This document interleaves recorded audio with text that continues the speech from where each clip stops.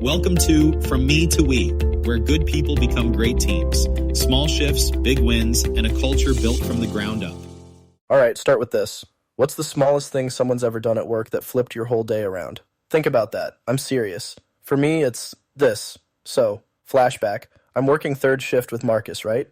He was the quiet night cleaner, didn't talk much. Every night, he'd grab an extra coffee from the machine and leave it for the security guard at the front. Just that. No big announcement, no meeting, nothing. Just a white styrofoam cup, sugar packet perched right next to it. One morning I ask, why? Marcus just shrugs.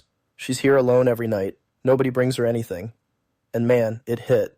Then I started noticing. The lobby lights stay on for us. She's joking around. I mentioned it to a few people, and suddenly granola bars showing up, a donut, you name it. It was just a really good vibe, all because of that one tiny, constant thing.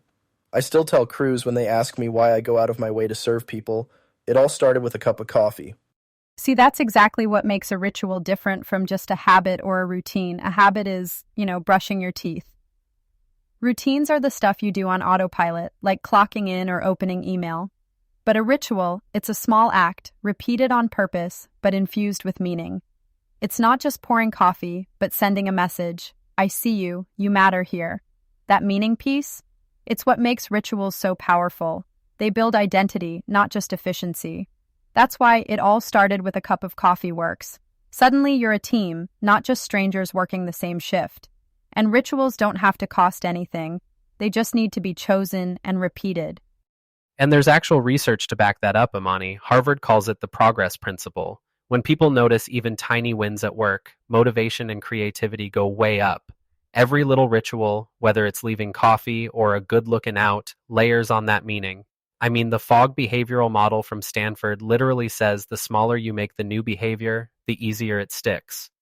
Think of how the All Blacks rugby team created Sweep the Shed. It wasn't about cleaning, it was about showing humility and leaving things better for the next person. That simple act became central to their whole identity. It's the same in the best teams I've worked with. The smallest rituals end up creating the biggest impact on belonging and performance. Miles, I'm telling you, I see that play out every day. It's not the speeches or the shiny posters in the break room, it's those moments. Just like a football team where players all tap the same sign heading out of the locker room or rally together in the same chant before kickoff, suddenly everyone wants in. Work's no different. Somebody kicks off the shift with the same call, somebody closes the day with the same small ritual, and before long the whole crew is doing it. Rituals aren't extra, they're the culture. Imani, you always say the difference between a team and just a bunch of people is a handful of rituals. I used to laugh at that, but yeah, it tracks. Yeah, and it's funny because the real magic is when tiny actions repeat enough times that they become shorthand. That's how culture gets written. Whether it's taping a sign or a Friday shout-out, it's the meaning that you pour into that little act. And research says rituals literally regulate anxiety and boost helping behaviors on teams. So, it's science meeting soul. Let's build on that, because rituals really work when they happen from the ground up, not the top down. This is where psychologists Edward Deci and Deci Ryan's research comes in. People feel better, stick with things longer, when they have autonomy and ownership. When you start a ritual with your peers, it's your thing. It's not compliance, it's identity. Can I act this out for a second? All right, bad ritual. Boss strolls in. Company rule. Every meeting starts with 5 minutes of reflection. Get your journals out. You hear the eye rolls, right? But flip it. Peer stands up. Before we start, let's each give one shout out. Something a teammate did yesterday that made life easier. And suddenly the room fills with, thanks for covering my call. Appreciate you fixing that deck. Now everybody's tuned in and lifted up before the work even begins. Yes, authenticity is key. The best rituals aren't handed down in giant binders. They bubble up from inside the group. I love how, when your team names a ritual, it actually helps it stick. Like, give it a playful name, sweep the shed, 6 and 6, close the loop. It's like inside language that signals, this is who we are. In sports, that All Blacks example, nobody forced that tradition, but it's lasted decades. Pixar does their Braintrust reviews, accountants have Friday finishers, and tech crews do green tag handoffs.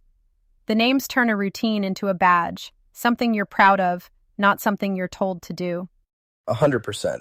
Like in a mechanic's shop, if the boss says, make sure the place is clean before you leave, maybe you do it, maybe you don't. But when the crew calls it the Friday sweep, cranks the music, and everybody grabs a broom for the last 10 minutes. It's not a chore anymore. It's pride. It's their way of saying, we leave this place sharp for Monday, and we've got each other's back. Nobody needed a rule for that. Just a ritual, and suddenly everyone wanted in. Miles, you got some wins on this? Yeah, when people see a good ritual, they copy it. Peer shoutouts are another. At the end of a shift, each person gives 2 15-second shoutouts, super short, or one-word check-ins at daily huddles. Even stuff like the first pour in a coffee shop. Whoever makes the first latte of the morning pours a little heart or swirl on top and hands it to the newest person on shift. It's not about free coffee. It's a passing of the torch saying, we've got you today. The key? The smaller and more peer-driven, the more natural it feels, and the faster it spreads. If people see someone else doing it, they want to do it too, even more than if a supervisor demands it. That's the difference between a ritual and a rule. Rules expire when leaders leave. Rituals survive because they belong to the team. And once you praise the behavior, hey, love that you dropped a close the loop update, that positive feedback loops it into habit. It's not just a policy, it's a point of pride. So the take-home, peer-created, named, and celebrated rituals stick and spread longer. The culture becomes what the team chooses, not what they're told. So if you want to make a micro ritual really catch fire, think of it like a meme. It spreads when it's visible, named, emotional, and has a story. Richard Dawkins called memes cultural genes. Rituals are the same. Look at the high five. It started with one baseball team, and now everyone does it, right? Practical example. A loader grabbed a piece of chalk and marked a quick check on the dock wall when his section was ready. Another guy added his, then another. Within a week, the whole crew lined up chalk marks before shift end. It became the team's scoreboard. You know, I worked with this group of mechanics one winter, and they had this ritual that still makes me smile. Every Friday, somebody brought in a crock pot dish for lunch. Chili, stew, mac and cheese, whatever they felt like making. The whole crew would sit down, eat together, and then rate it. By the end of the year, they threw a big crock pot bonanza and handed out the golden crock pot to the winner. No boss came up with it. No memo went out. It was just the guys creating their own ritual. And I'll tell you, it made those cold Fridays something everyone looked forward to. Exactly, Jake. When you're part of a ritual like Crockpot Friday, you feel connected on a different level. It's not just about the food, it's the emotional signal. Same thing happens when you see someone give a quick shout out or kick off a visible ritual. You get drawn in. That's social contagion at work. And the power isn't in rules or budgets, it's in the story behind it.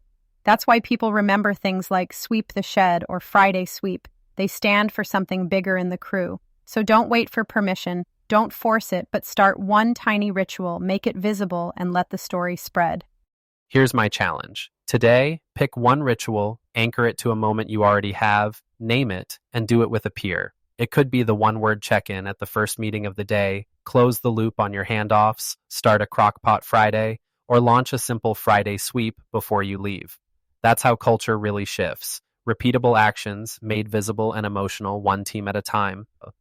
All right, no excuses. This isn't Idea Camp, it's Action City. Want to get traction? Post your ritual or win in the comments. Because no policy ever changed a culture overnight, but that one ritual you start tomorrow, yeah, it might. And if you want your team to trust you, depend on you, it starts with the micro rituals you model before anybody else does. And remember, what you share, whether it's a win, a ritual, a question, helps spark ideas and momentum for everyone else listening. That's the beauty of building from me to we. Share your ritual in the comments. That's how we build this together. So don't just listen. Take the smallest possible step, anchor it, and celebrate it. We want you to be that person every team can count on. The ones everybody watches, copies, and feels proud to work with. All right, crew, that's it for today's episode.